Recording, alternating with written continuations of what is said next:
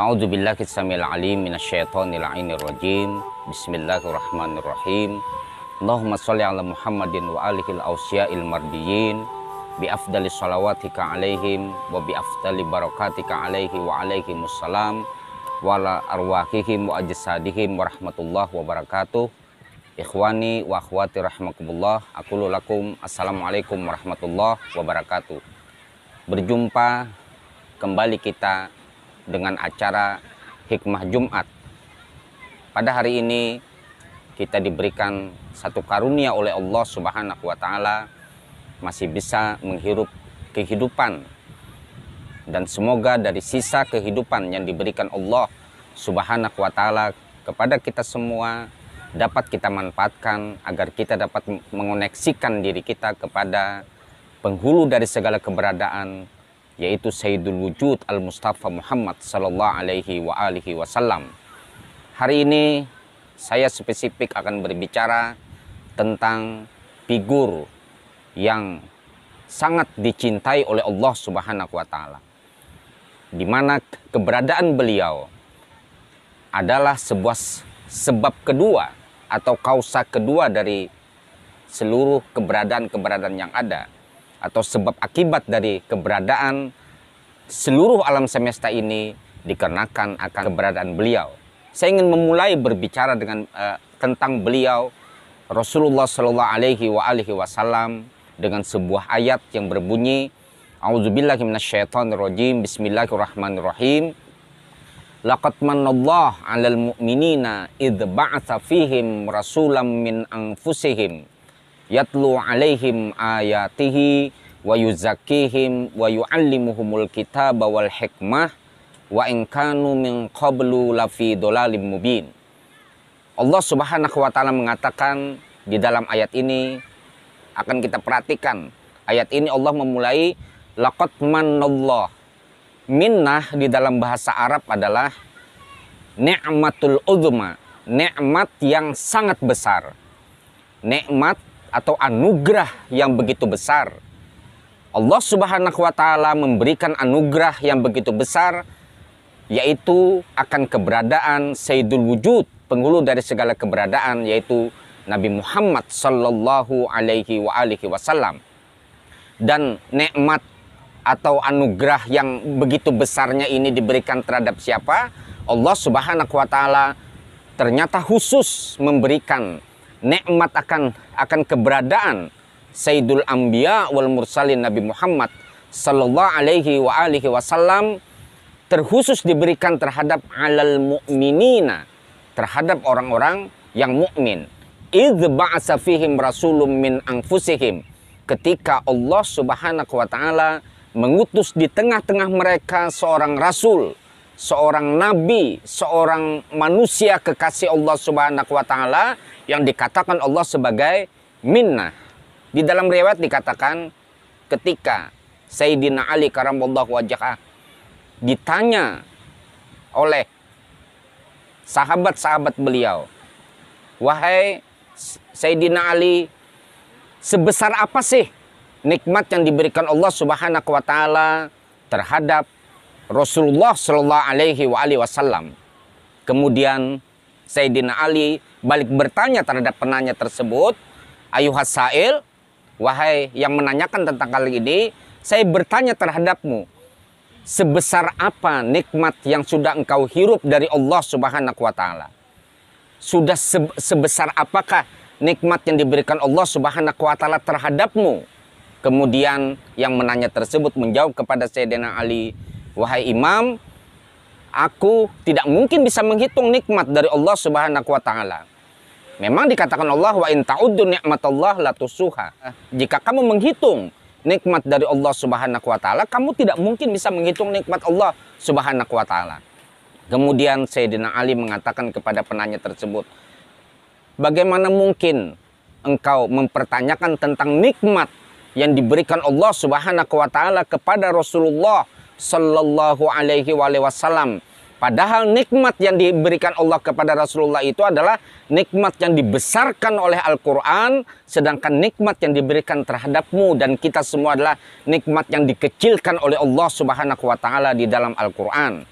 Nikmat yang diberikan Allah Subhanahu wa taala terhadap Ar-Rasul sallallahu alaihi wasallam dikatakan dalam Al-Qur'anul Karim sebagai minnah. Minnah sebagaimana saya katakan tadi dalam bahasa Arab adalah ni'matul uzma, nikmat yang maha besar.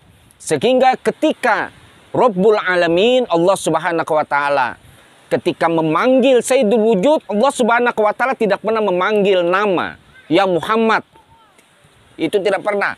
Tetapi ketika Allah Subhanahu wa taala memanggil para nabi yang lainnya, Allah Subhanahu wa taala memanggil nama. Ya Musa, ya Isa, ya Daud, ya Sulaiman. Ya Musa idhab anta ilal fir'aun. Innahu tagha. Allah Subhanahu wa taala memanggil nama ketika kepada Rasulullah sallallahu alaihi wasallam sebagai penghulu dari segala keberadaan, penghulu dari segala nabi dan rasul, Allah Subhanahu wa taala tidak pernah memanggil nama. Tetapi Allah Subhanahu wa taala ketika memanggil Nabi Muhammad sallallahu alaihi wasallam selalu memanggil dengan gelar ya ayuhan nabi, ya ayuhar rasul, ya ayuhal mudaththir, ya ayuhal muzammil. Begitu Allah Subhanahu wa taala. Padahal jikalau Allah Subhanahu wa taala memanggil ya Muhammad, Muhammad itu sama dengan Mahmud. Itu salah satu dari nama Allah Subhanahu wa taala yang maha terpuji. Allah Mahmudun, Ahmadun, Muhammadun. Sedangkan Nabi Muhammad adalah juga Muhammad itu adalah artinya adalah yang maha terpuji. Ma'asyiral ikhwah yang dirahmati Allah Subhanahu wa taala, kita akan kembali. Jadi keberadaan Sayyidul Anbiya wal Mursalin adalah dikatakan Allah sebagai nikmat yang tertinggi. Nikmat yang tidak diberikan kepada seorang makhluk pun. Bahkan kepada seluruh nabi yang berjumlah 124.000 nabi itu tidak diberikan nikmat seperti yang diberikan kepada Nabi Muhammad. Karena keberadaan Nabi Muhammad ini adalah sebab dan akibat diciptakannya alam semesta ini. Maka oleh karena itu, bagi orang yang mengklaim dirinya sebagai mukmin, karena orang yang diberikan nikmat akan keberadaan Nabi ini hanya mukmin. Bagi orang yang mengklaim dirinya sebagai mukmin, maka dia harus menjadikan Nabi sebagai uswah, sebagai idola, sebagai panutan untuk melakukan segala gerak dan gerik langkah dalam kehidupan ini. Allah mengatakan bagaimana? Idz ba'atsa fihim rasulam min anfusihim. Apa tugas Nabi?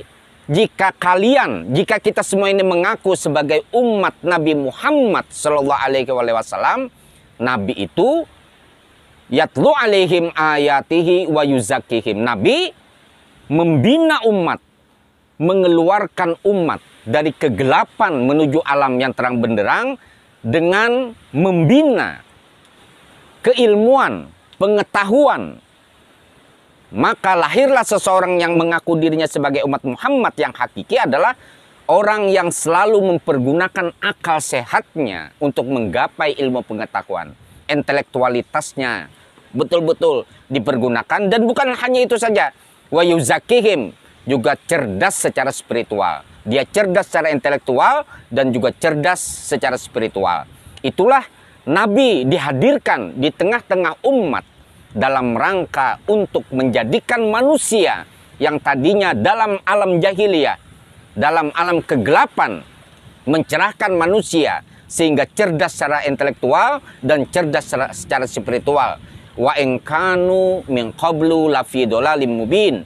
Yang sebelumnya mereka itu, sebelum kedatangan Nabi Muhammad sallallahu alaihi wasallam, karena jarak Nabi Isa secara bi'tsah, secara pengutusan Allah Subhanahu wa taala dengan Nabi Muhammad sallallahu alaihi wasallam itu 5 abad, 500 tahun baru diutusnya Nabi Muhammad sallallahu alaihi wasallam.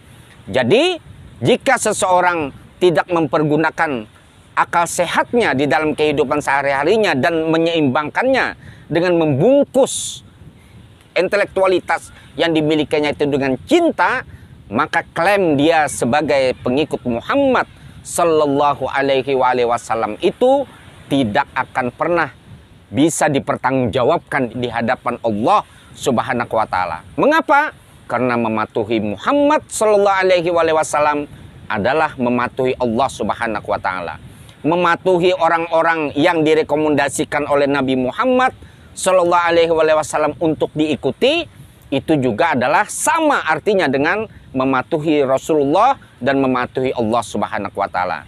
Kesimpulannya adalah pengikut Muhammad Shallallahu Alaihi Wasallam harus cerdas secara intelektual dan cerdas secara spiritual. Pengetahuannya dibungkus dengan cinta sehingga dia berjalan dengan sebuah kedamaian. Itulah yang diajarkan oleh Ar-Rasul Sallallahu Alaihi Wasallam. Sampai berjumpa pada hikmah Jumat yang akan datang. Khudil hikmata walau fiyadil mujrimin. Ambillah hikmah walaupun di tangan orang-orang yang jahat. Al-afu minkum. Assalamualaikum warahmatullahi wabarakatuh.